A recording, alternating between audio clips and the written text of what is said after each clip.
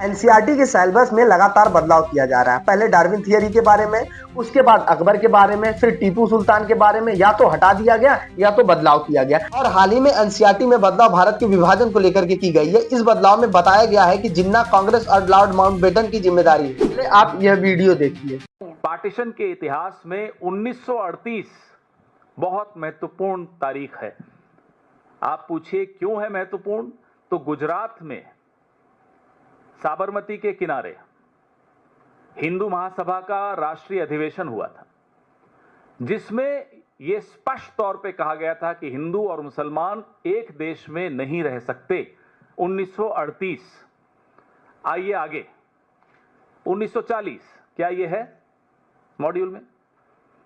1940 में इसी जुगलबंदी को आगे बढ़ाते हुए लाहौर अधिवेशन में, मुस्लिम लीग के लाहौर अधिवेशन में जिन्ना ने यही बात दोहराई थी।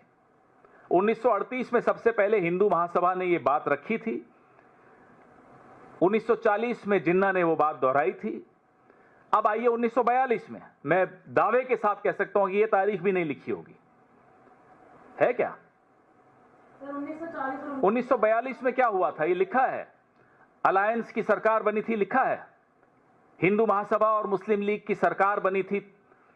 जब भारत छोड़ो आंदोलन का आह्वान हुआ, कांग्रेस ने तमाम प्रोविंशियल असेंबलीज से इस्तीफा दिया सड़क पर उतरने के लिए।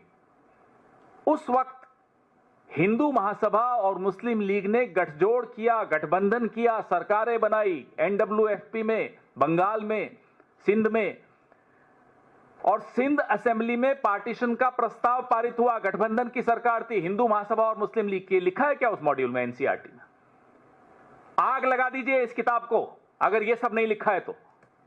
यह है हकीकत। यह हिंदू महासभा और मुस्लिम लीग की जुगलबंदी से पार्टीशन हुआ है।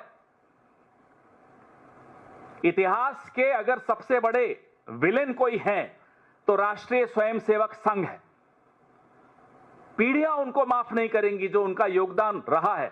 मुखबिरी करते हुए उन्होंने अपने 25 साल उस वक्त के गुजारे, और उस मुखबिरी में जुगलबंदी और की मुस्लिम लीग के साथ, जिन्ना के साथ।